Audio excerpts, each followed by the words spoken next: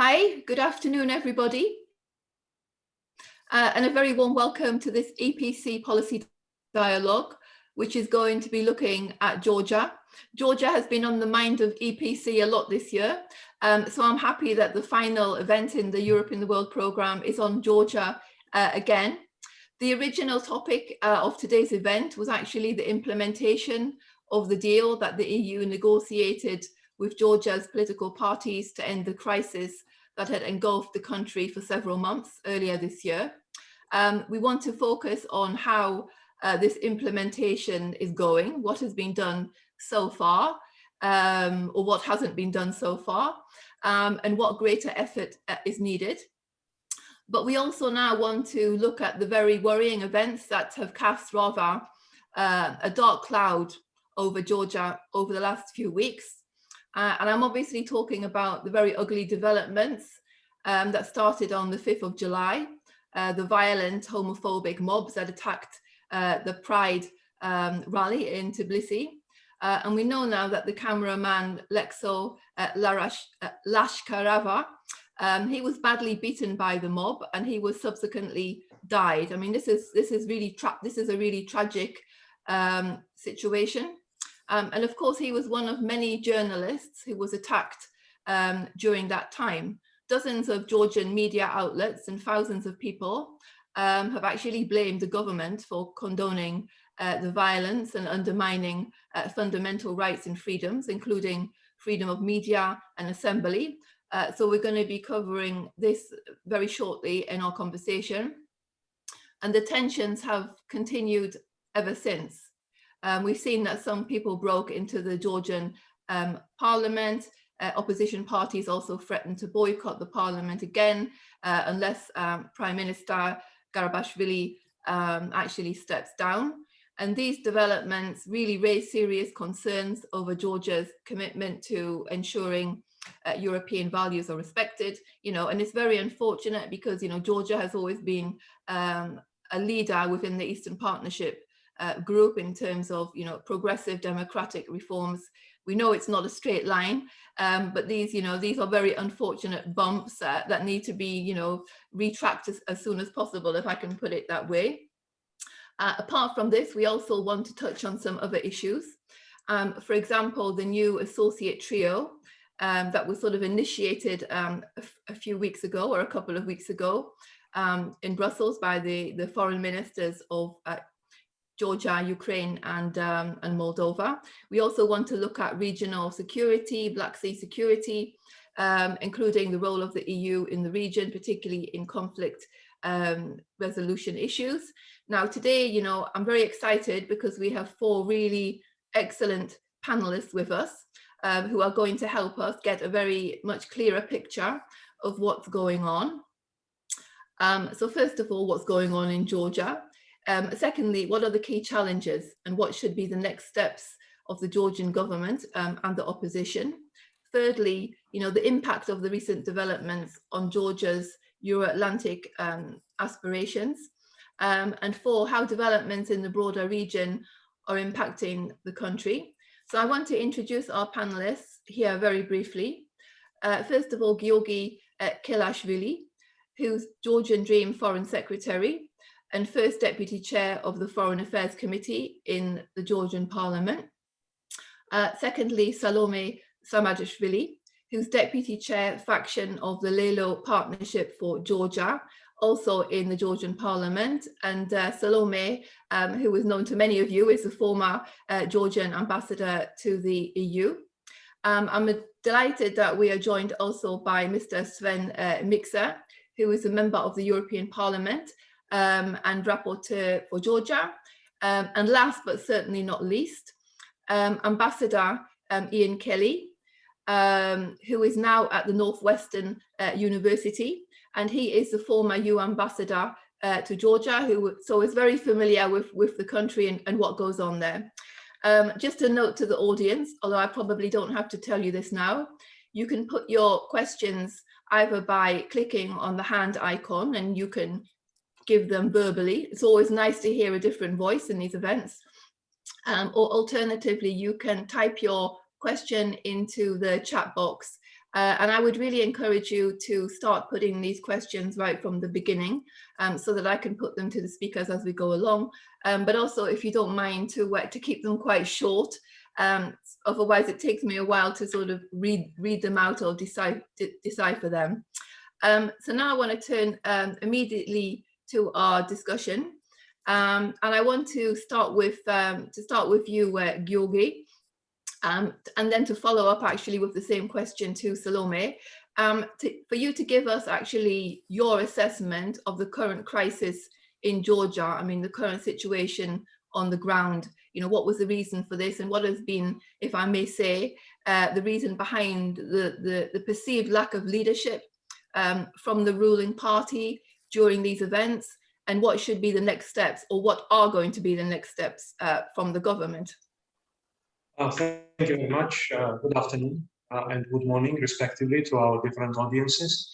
It's an honor for me to speak to you.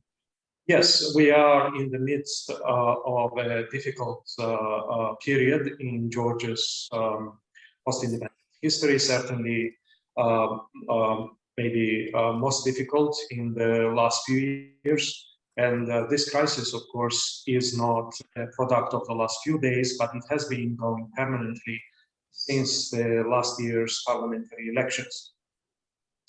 I think we have to look at two different sets of explanations for what is going on. In the larger context, the reason of this conflagration, political showdown, is definitely the higher level of polarization that is evident for everybody in Georgia, and this polarization has been going on for some time, and certainly was fueled by the opposition in the aftermath of the parliamentary elections, and then throughout the last few months. The more immediate cause of the crisis was the events of July the 5th, when a rally was scheduled in defense of the minorities, especially LGBTI plus minority in Tbilisi. And the counter rally was also scheduled to be held in parallel to this rally, and this was it coincided also with the Georgian church declaring an open mass on Rustaveli Avenue, which is a central thoroughfare of Tbilisi.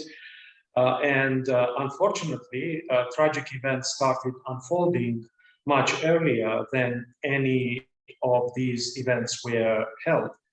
So way longer than the open mass started by the church. The participants of the counter rally started violently attacking journalists in different locations of Tbilisi. And unfortunately, as police said many times, they proved to be incredibly difficult to contain because of the swiftness of this operation, because of the large numbers of these different crowds, and the unexpected nature of the attacks against the journalists, because nothing like that had ever happened before in Tbilisi, even though we have seen protest rallies many times. So essentially, this is a very short summary of what plunged the Georgian crisis, and then government's response during the Pride Week, which was sort of the immediate precursor of the violence, was, except for this unfortunate episode when the police was unable to contain the violence. Before and after this, police were most protective of the participants of the rally, and also of any other protest sort of gatherings. And in the end of the day, we received a massive outpouring of grief because of the death of cameraman Lelo Lashkarava, and also because of the extent of the violence against the journalists. And this is yet another emotional episode in Georgia's history, and certainly more than a bump on our road to the European Euro-Atlantic integration path. But also I have to mention, since you are asking about the future, that the police started responding to the violence in earnest. There were numerous arrests made, and the Ministry of Internal Affairs and the Prime Minister promised that all the perpetrators will be punished according to the law. And this is an ongoing process. And we see that a few people are behind the bars, and the process will definitely continue. This is in a nutshell. Thank you very much, Giorgi.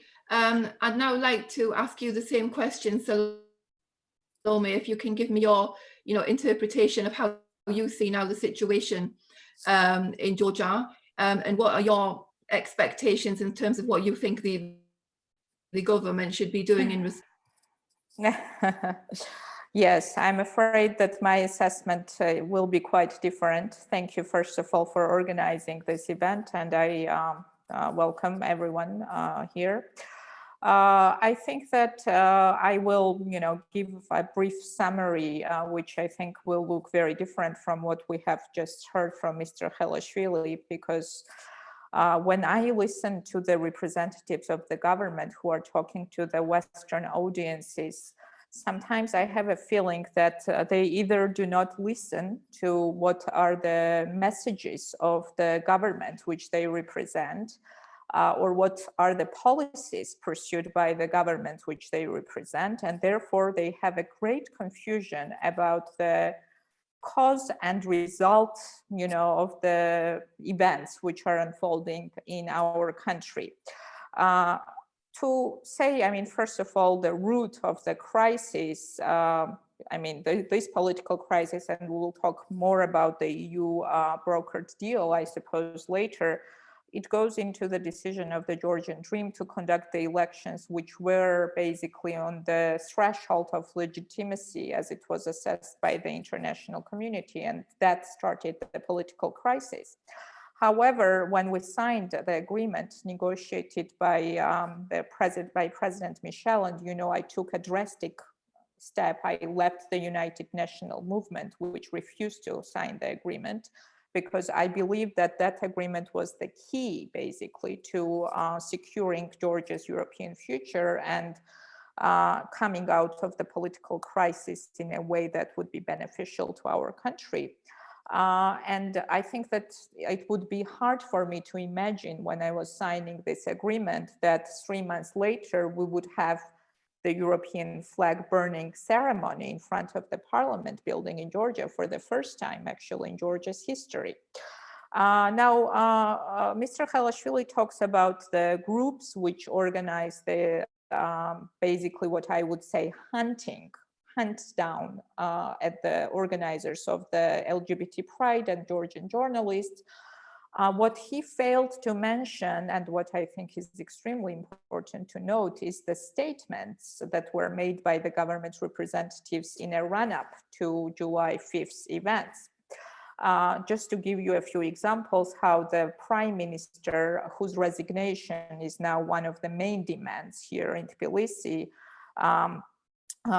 to give one example of his statements, Prime Minister before the events declared that he believes that the minorities should refrain from organizing the event, which was basically a signal saying that the state would refuse to protect them. And yesterday, after the death of the cameraman, he once again declared that minorities should respect the opinion of the majority in the country, and if the majority believes that Pride event should not be conducted, then it shouldn't be conducted. Now, if that's not the statement we expect from the Prime Minister of the country, which has an intention to actually file an application for membership in the European Union in 2024. But to go even further, Mr. Khelashvili has mentioned here the problem of polarization in the country. Let me give you another example how the prime minister encouraged the violence that occurred in Georgia on July 5th. Prime Minister of Georgia, as well as Mr. Khelashvili's close ally, Mr. Kobakhidze, former Speaker of the Parliament, on July 5th, declared that this was the opposition governed by the UNM and Saakashvili, which was pushing the LGBT pride to be organized because we are against everything that the Georgians hold dear, against Christian values and traditional values, and we're trying to destroy everything that the Georgians hold dear. Direct Russian propaganda rhetoric coming from the prime minister and the chairman of the governing party, of the political force that declares its intention again to join the European Union. So who drives the polarization and who drives the, basically encouragement of the violence? Directly, I can say that this was the government. And then if you look at the connections between the people, actual organizers, I would say the leaders of the thug groups, which basically engaged in violence, and there were 52 journalists who were hurt in those days. I mean, there is one actual victim in terms of the deaths, but 52 journalists were attacked at different locations. And if you look at the connections between the governing party and the thugs and their leaders, it is really mind-blowing. For example, some of the leaders of these violent groups have received for a symbolic price of 1 lari, the land, agricultural land plots from the state, which actually cost millions. If you look at the connections between the political players who are organizing this criminal, basically, the thugs to engage in violent behavior, you will see that the government is actually very comfortable in using them for their political purposes. So this government has not only no policy to counter the violence when it's occurred in the streets. It has absolutely no policy. Actually, it has a policy of creating very welcoming environment for all the key players, basically politically organized players who are pushing the agenda in this country, which is anti-Western agenda and which ends up in burning down of the European flag, which was very well publicized on the Russian TV, and the Russians declared that finally Georgia is on the right path, and if we basically say no to NATO membership as well, then our future is secure. So complete and total utter failure of the government on all fronts.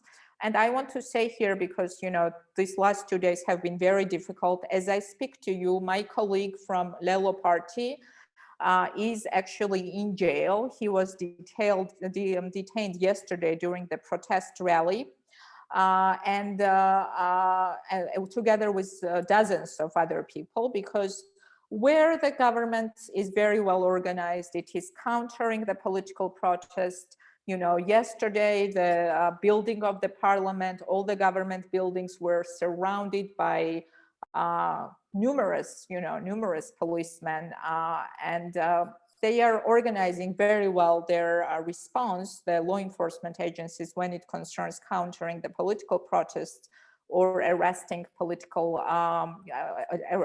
people who are actually engaged in protest. So just to go towards the finish line here, what is our response? Our response is very clear. We believe this Prime Minister Garibashvili has to resign. We believe that Minister of Interior has to resign. We will probably speak more about the EU brokered agreement, but I want to tell you that the key part of that agreement is that if the government gets less than 43% of votes in the upcoming regional elections, we have to have early elections in Georgia. I don't see the situation here stabilizing without early elections. That's why for us it's key to fulfill the agreement, which was brokered by the President of the European Council. So we will continue participating in the parliamentary activities which concern implementation of Michel Agreement, such as constitutional changes. And we are also engaged now in consultation with the other opposition factions to initiate the motion of vote of no confidence against the government. The chances of it passing are slim with this majority, but it's an important political process, and we are now in the process of initiating this. Meanwhile, there is again protest rallies in front of the parliament building, and the society in this country is quite outraged, especially at the tactic of the government, which basically is now trying to smear the name of the dead cameraman. And basically, yesterday the Ministry of Interior presented some kind of case that he might have died from the drug overdose. And I think that this has especially angered many people here, because we have all seen how this man was beaten, what we thought was almost to his death, but now actually, unfortunately, this man is dead. And today was a very difficult day because we all attended his, it was his funeral ceremony today. So it's a difficult day today for us here in Georgia. Thank you.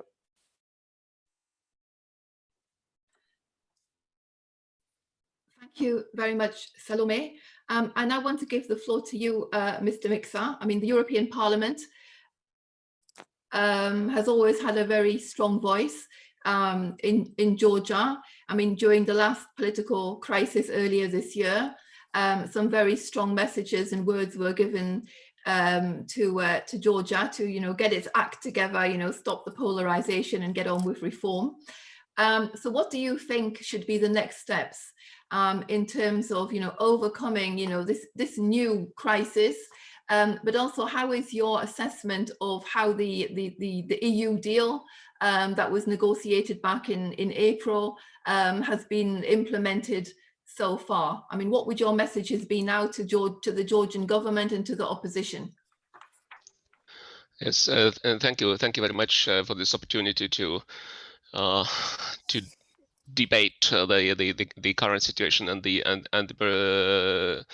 prospect of future developments. I believe that, as is always the case with Georgia, we are somehow overtaken by events. We expected to be able to engage in a more general discussion of the implementation of the agreement, but now we are being overtaken by very tragic events.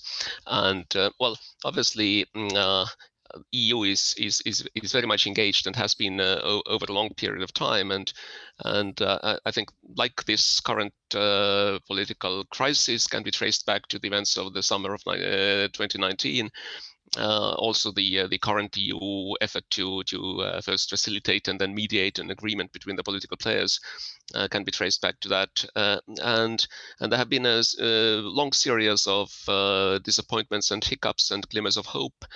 Obviously, the fact that the latest mediation effort was being led by the president of the council indicates or signals the very high degree of importance that the EU accords to Georgia and Georgia's democratic future. This is not totally sort of selfless thing. I mean, we do have a stake in Georgia's democratic future, but obviously, and we have a lot of strategic patience. But obviously, this strategic patience is not totally infinite, and it's not for the EU to actually ultimately resolve the political antagonisms. It's for the political parties and first of all for the society of Georgia. The mediation that resulted in the agreement, well, obviously it was rather vague in some aspects, although it was rather particular, rather concrete on others. But it was not, I believe, the aim of or the goal of President Michel to provide sort of ready-made solutions for any of the outstanding issues between the government and the opposition, because naturally this will have to be a Georgian-led and Georgian-owned resolution or solution to the crisis.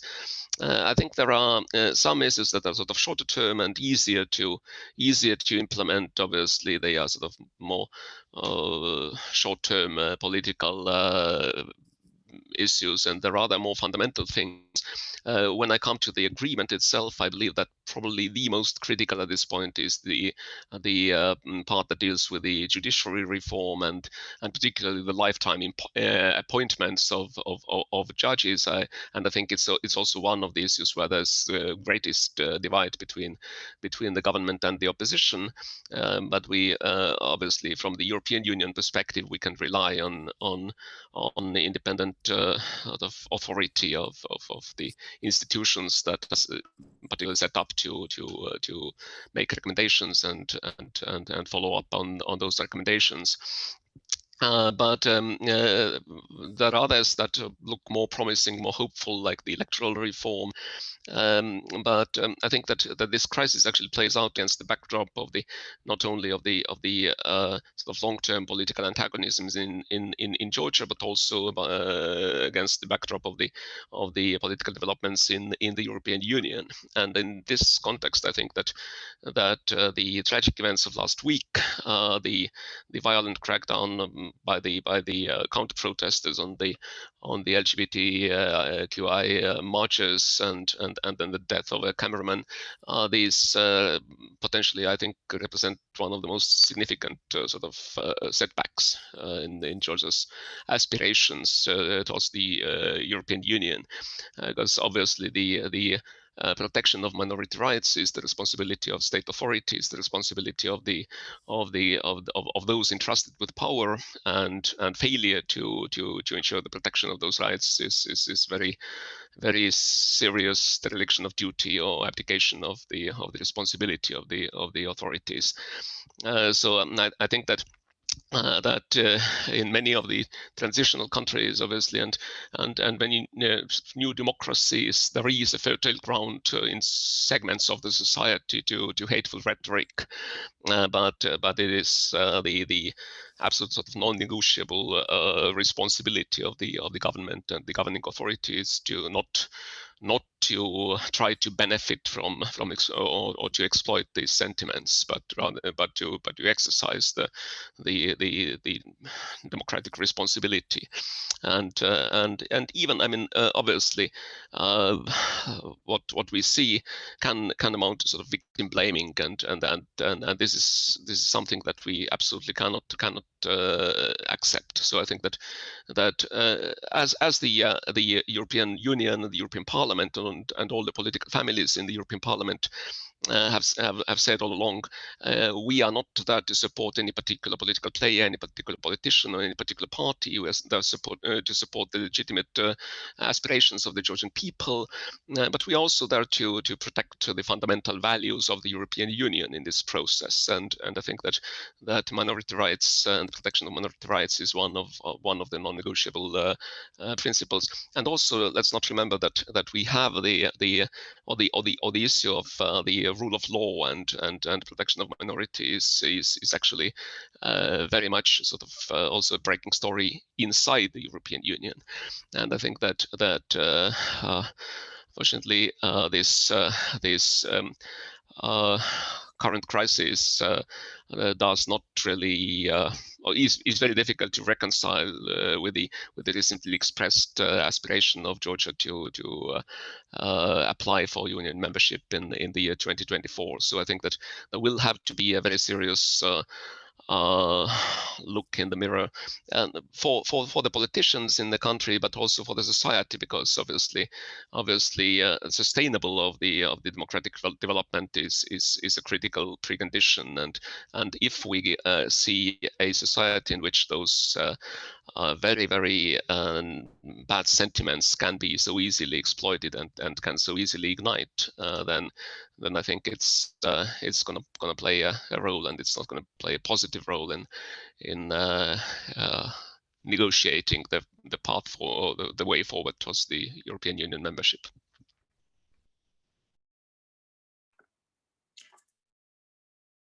Thank you very much, Mr. Mikser. I would now like to turn to you, Ambassador Kelly. And first of all, I apologize for saying that you're the ambassador of the EU. Clearly, you're not. You're from the United States, so I'm very sorry for that. Too much EU on my mind.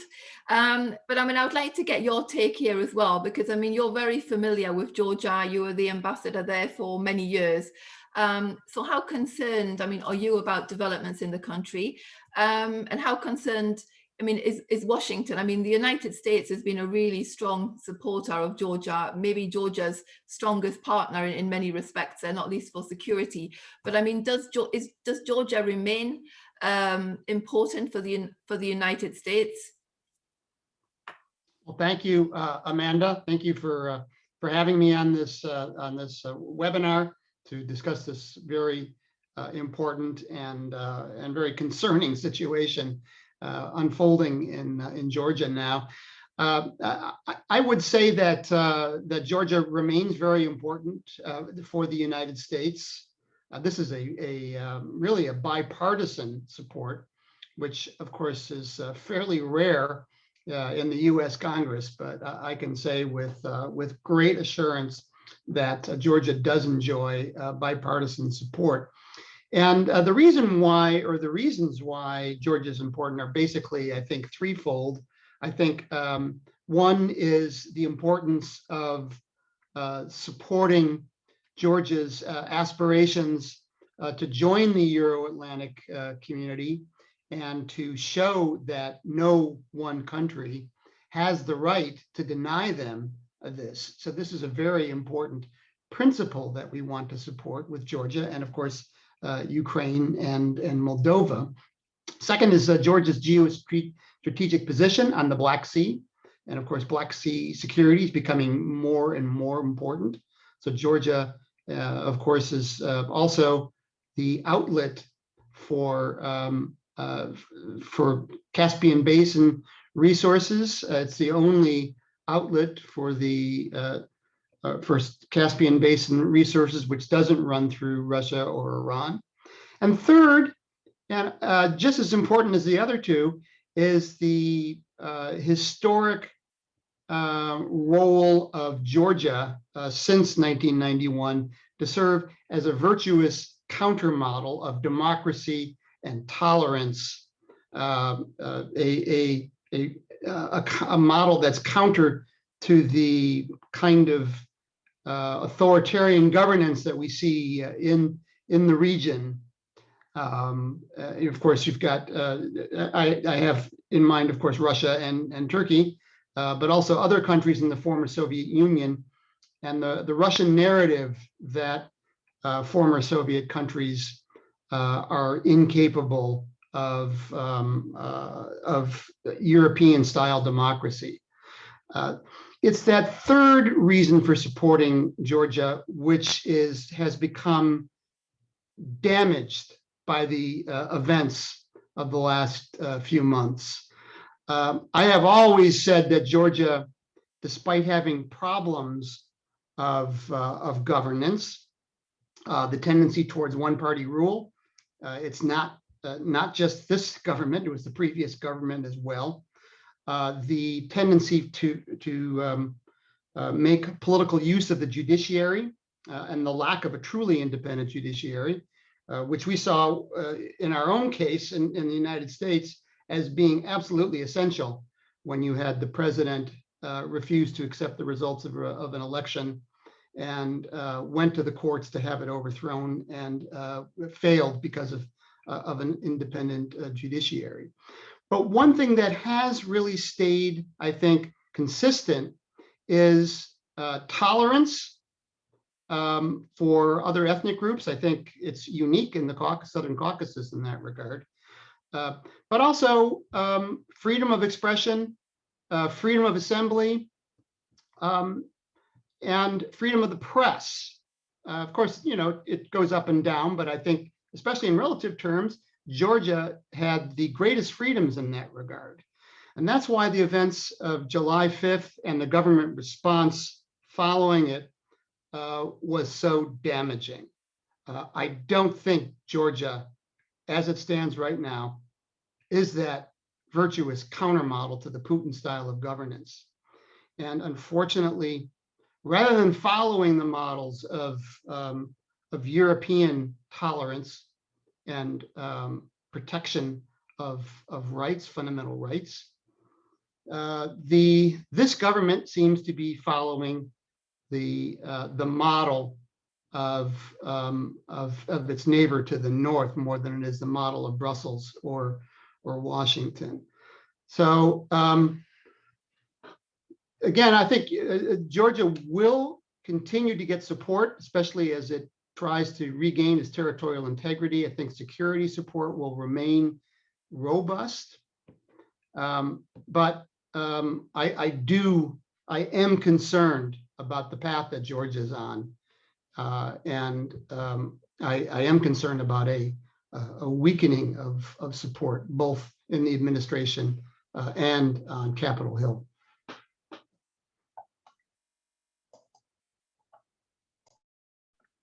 Thank you very much, Ambassador.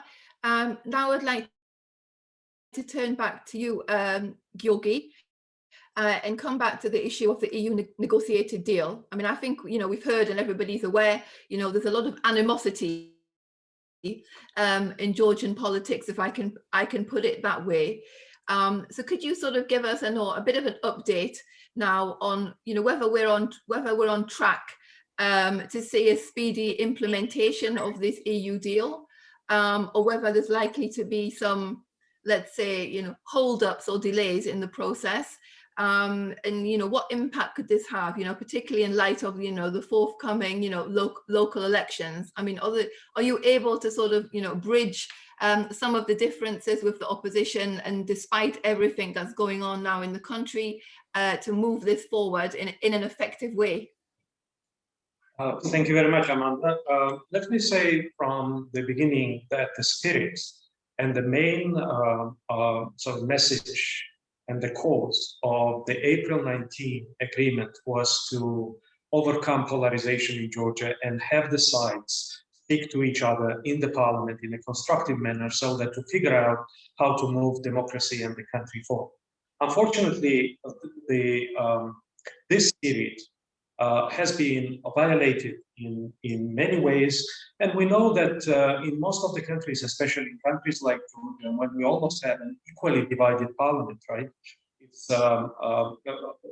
Georgian dream doesn't have it alone, sort of in a sense, the absolute majority or constitutional majority to govern in a sort of unique fashion.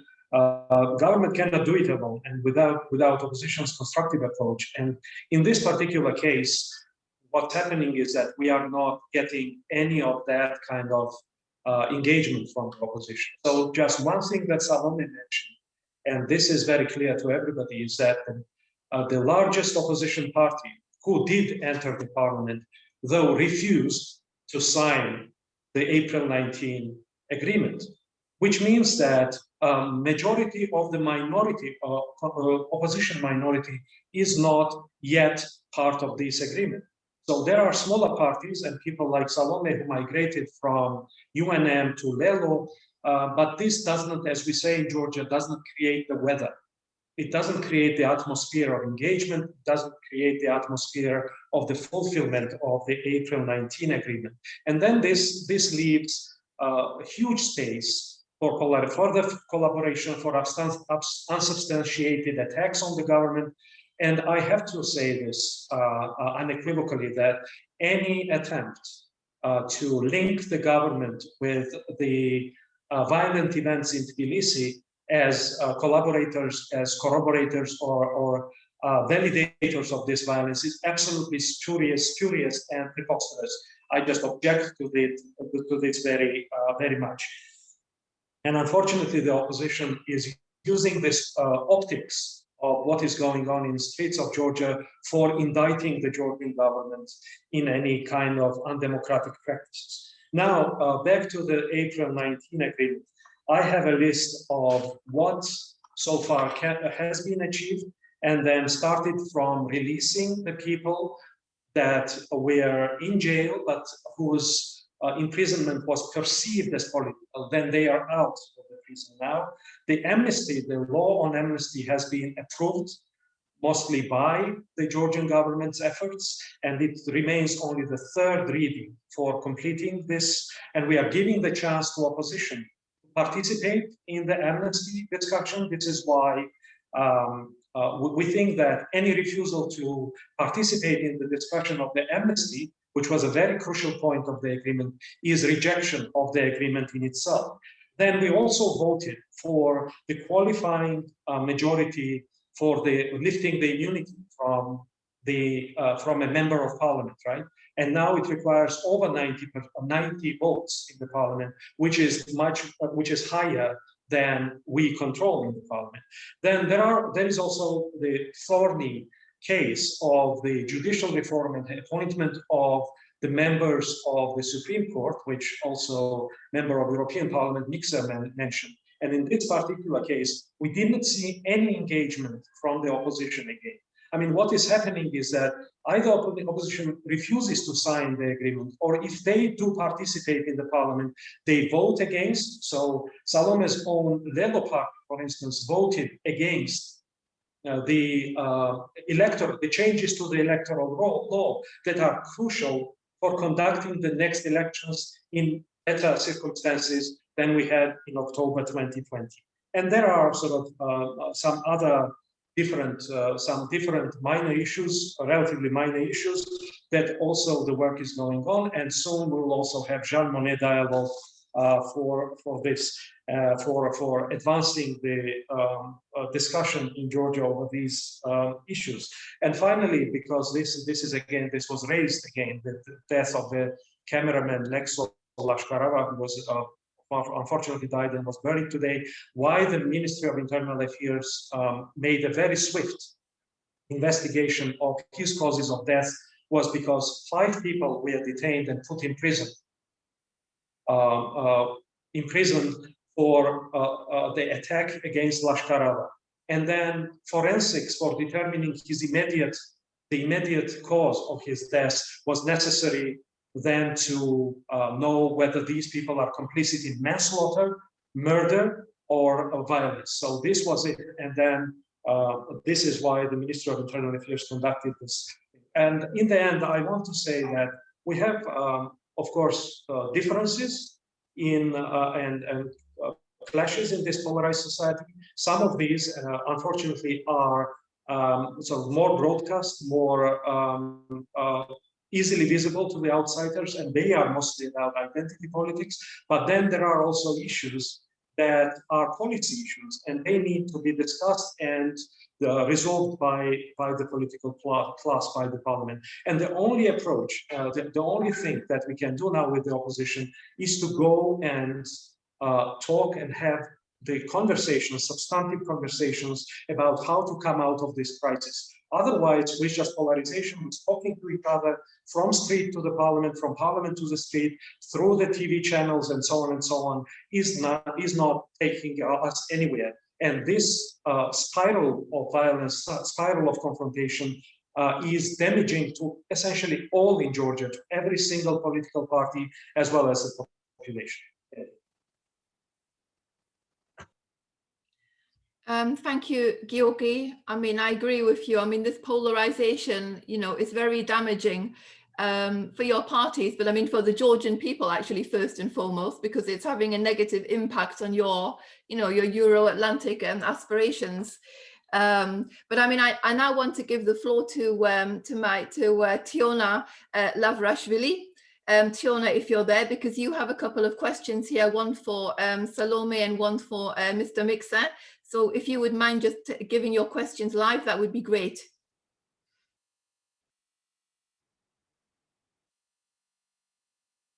Tiona? Okay, she's either there, she's not giving there. Okay, so I'll read the question. I mean, Salome, she's asking whether the Jean Monnet dialogue can be used to assist this, polarization between the party actors to build trust. Thank you, Amanda. First of all, I mean, I have to say that we signed the agreement, for those of us who signed the agreement, not in order to create constructive opposition in the parliament. No, I mean, I think that Mr. Khelashvili has maybe completely wrong reading of the agreement.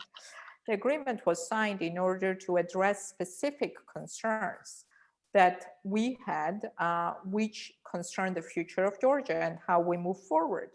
So those concerns are the reform of the judiciary, for example, where we agreed that the appointment of the judges to the Supreme Court would be stalled until we had the chance to address together the reform of the process, how those judges are selected and appointed, and other issues of the judicial reforms. What has happened meanwhile? Yesterday, the parliament session, which had only the majority members attending because we left the session yesterday, they appointed 6 new members of the Supreme Court judges. And both the United States ambassador and the European Union, the head of the EU mission here, both have warned the Georgian Dream that this would, in their view, be against the agreement that we signed, and still they have moved forward. What happened with the election law reforms and why we didn't support it? Because yes, I agree that many of the elements which we agreed on were in these reforms, but there were key elements, and I won't go into the details. I can go into the details later if you wish, why we couldn't support those changes. Now, looking at the behavior of the Georgian Dream since the signing of this agreement, quite honestly, my opinion is more and more such that the Georgian Dream actually does not want this agreement to work. I think that with the departure of the former Prime Minister, Giorgi, who is now basically claims that he's the opposition of the Georgian Dream, and he plans to run in the regional elections, his party will run separately. I think the Georgian Dream has come to realization that there are almost no chances for the GD to win the 43% of proportional vote in the regional elections, and that they will be forced to have the early elections next year.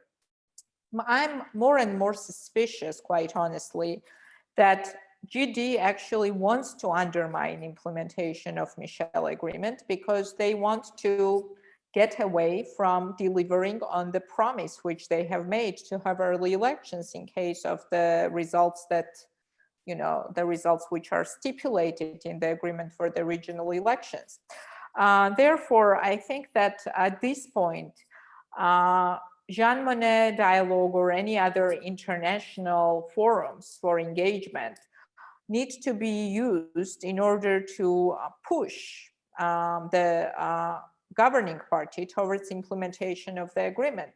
There is one thing where, yes, I would agree with Mr. Khelashvili that the UNM and other players who have not signed the agreement, they are certainly not cheering the implementation of the agreement. And even we, the signatories of the agreement, come often under fire from people who oppose that,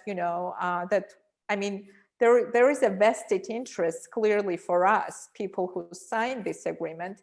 I personally was subjected to the online bullying and attack campaign as the result of my signature. So certainly stakes for me are very high for this agreement to be success. But that takes both parties. And unfortunately, I see that the Georgian Dream in every move basically that they make is basically moving away from implementation of this agreement rather than the opposite. That's why we on our part will do everything to avoid that kind of impasse. We will push forward even the initiatives with respect to the reform of the judiciary in the parliament. We will not give the Georgian Dream is very mistaken if they think that we will give them the comfort of basically, avoiding implementation of the agreement, because with the current political setup, I see it highly unlikely that the Georgian Dream can deliver the results in the regional elections, which would, help them to stay in power for the next several years without early elections next year. Thank you.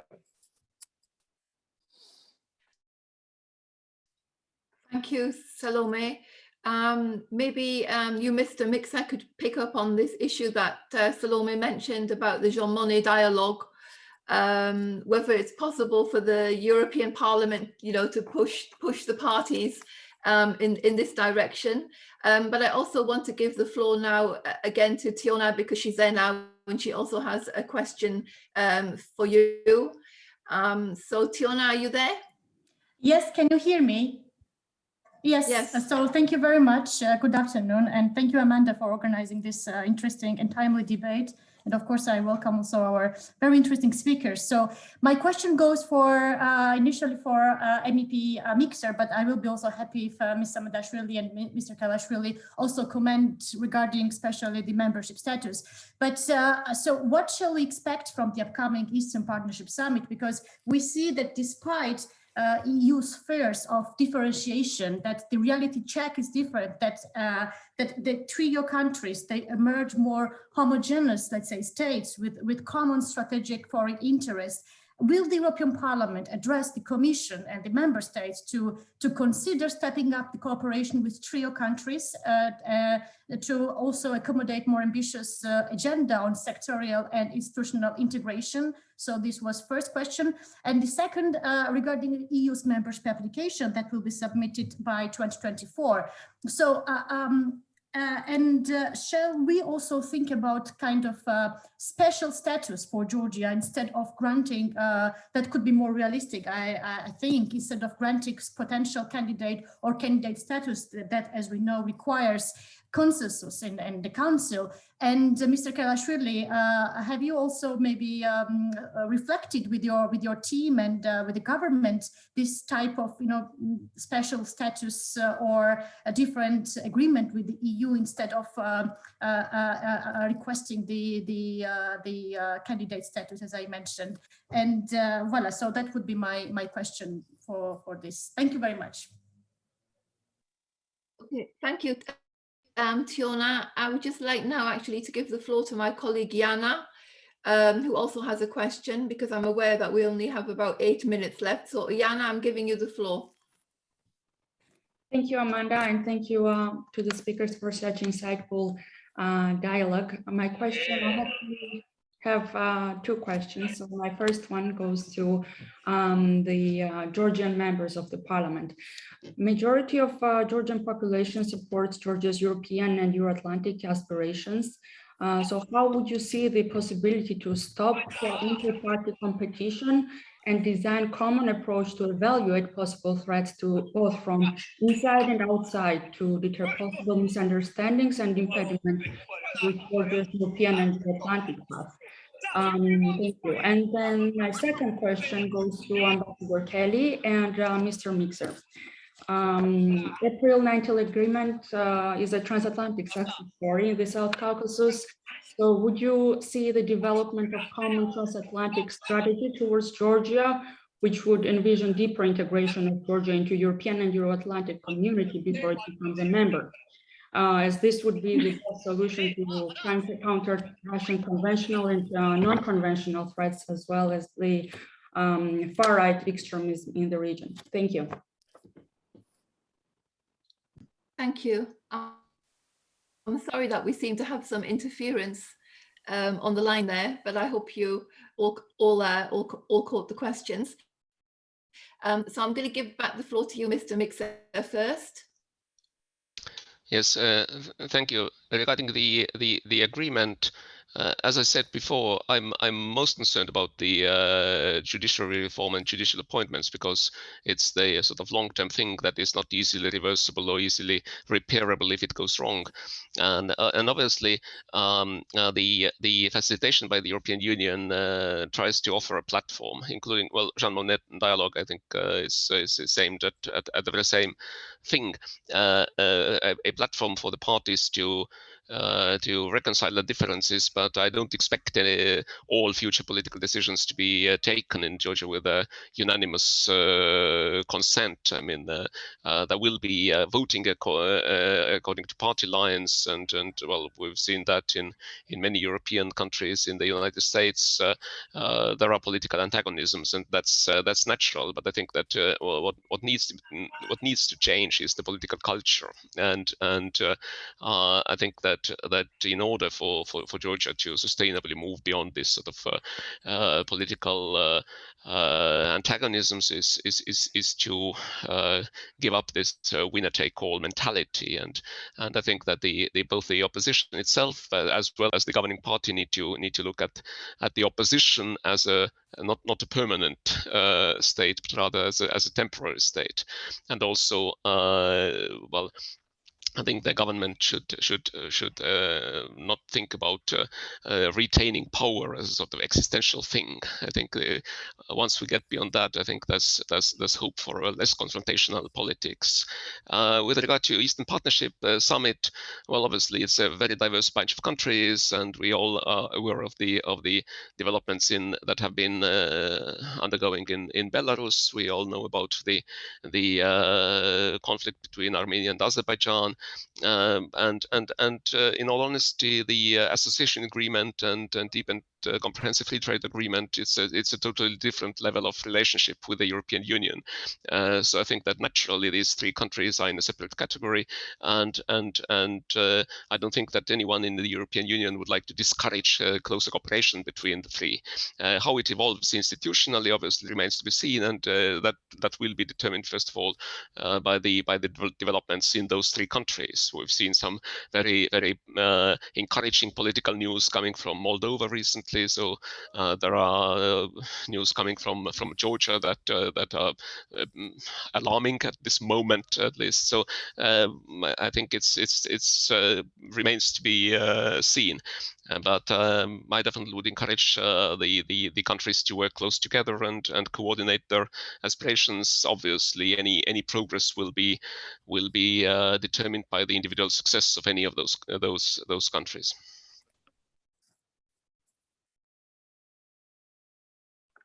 Thank you, Mr. Mikser. I'm going to give the floor back to you, Ambassador Kelly.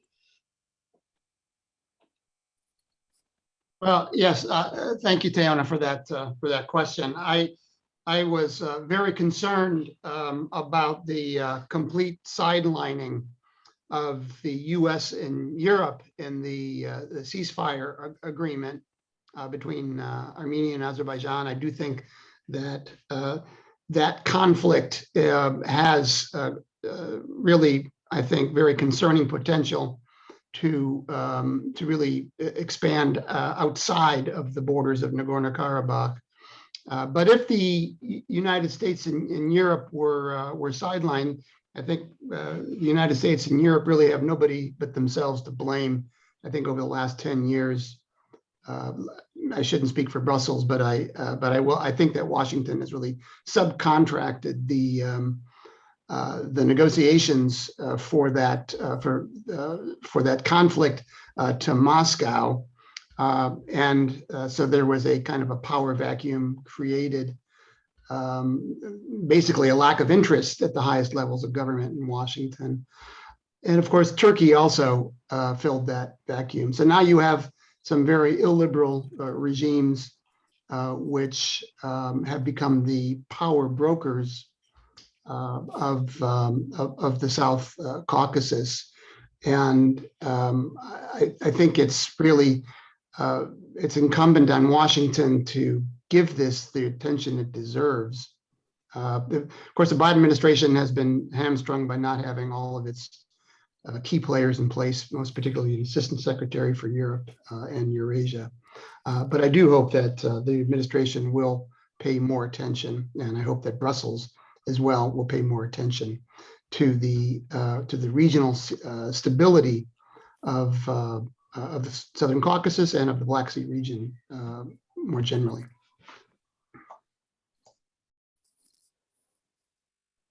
Thank you. I also hope so. Some last words you, Salome, on the questions that we just had from Iana.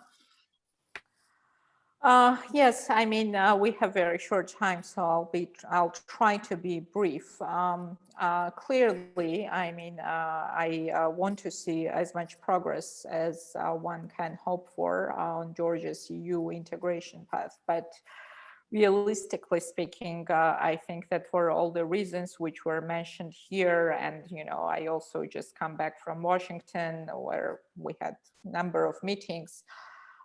Given the current state of democracy and rule of law in this country, I believe that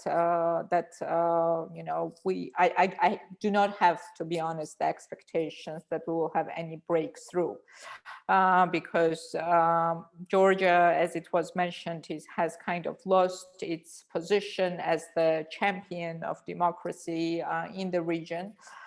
In fact, it was very, for me, it was really shocking when in Washington, I was told by a number of very informed people that they believe that Armenia is now more successful in terms of conducting free and fair elections than our country.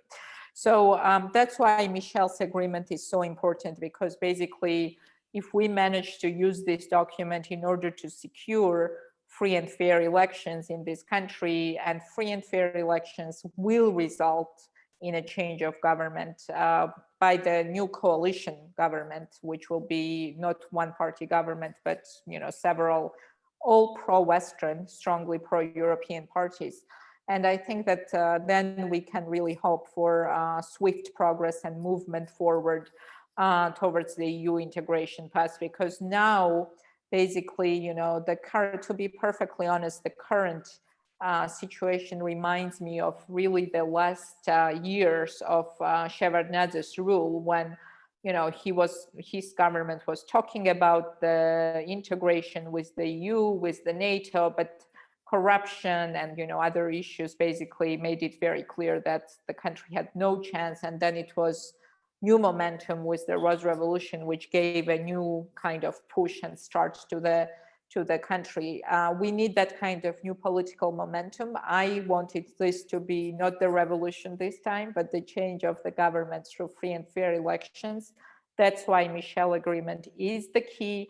That's why I think that for our friends who are committed to Georgia's future in the West, right now the key is to be committed to basically implementation of the agreement and moving forward the country towards having free and fair elections, first the regional elections, then the early parliamentary elections. I think that this is the key really to Georgia's future in the West.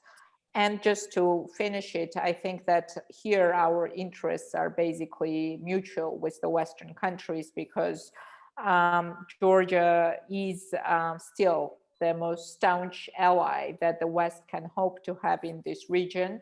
And in this respect, I think that we have mutual interest to make sure that Georgia withers through this important moment of change successfully, because otherwise, as the ambassador has mentioned, this will be only serving Russia's interests to prove that actually, yes, in their region, there is no chance for democratic transformation of the countries beyond the Baltics. And Alexander Dugin has recently, yesterday actually, I think he wrote a Facebook post saying that he's very happy with what's happening in Georgia, because Georgia is changing the course of civilizational strife between the West and Russia in this region. And we want to change that. And that requires changing of this government that runs this country right now. Thank you, Salome. And I give the floor back to you finally, Giorgi. Well, thank you. I'll be quick. Now, in the first place, I want to agree with Salome that Georgia remains and will be the staunchest ally of the West in the region. We are now facing several tough challenges. COVID, it's post-pandemic economic recovery, it's Russia's influence inside Georgia, in increased influence, as well as as Ambassador mentioned, Russia's greater influence regionally after the Karabakh war. I fear there will be a tougher regional environment after the United States withdrawal from Afghanistan. I don't think that will be an easy thing to weather for regional countries. And finally, the great challenge also for our government is that the opposition is dragging us back all the time. First, by not signing the agreement that was supposed to end polarization. But nonetheless, we are looking forward, looking in future. And in the first place, I think because of all these challenges that I narrated, and because of what happened in Moldova, and that we have now this great prospect of collaboration between the trio, Georgia, Moldova, and Ukraine, and also because of the ambition that exists here, and also because of regional challenges, we have to go forward. We have to go beyond the conventional challenges, conventional approaches from the European Union, and have somewhat greater strides from the European Union as well towards the region, more proactive engagement. In our region, and especially towards Georgia. And finally, the greater consensus in Georgia, I think, between the political parties, inside the political class, is absolutely crucial for our success towards the European Union and towards NATO. And I think, and I want to end with this sentence, it is an illusion that any change of government can be a panacea for Georgia's future. The panacea is in the consensus between the political parties, is in the consensus between the society. And this is why I have used this word so many times, that agreement and constructive engagement, both by government and the opposition, is the only way through which Georgia can reach its most cherished goal. Thank you. Thank you, Giorgi. Unfortunately, we ran out of time. I fear that we only really touched the tip of the iceberg. I mean, there was many issues here that we could have discussed for much longer, but we only had an hour today. I still think we had a very insightful discussion. I think it also exposed, still the polarization here that exists in Georgia and the many challenges that the country faces. But I'm always optimistic, because I do believe, Georgia can really achieve anything if everybody is united. And also you have a strong population that is strongly behind, political parties who support Euro-Atlantic integration, that want European or international values and democratic reform.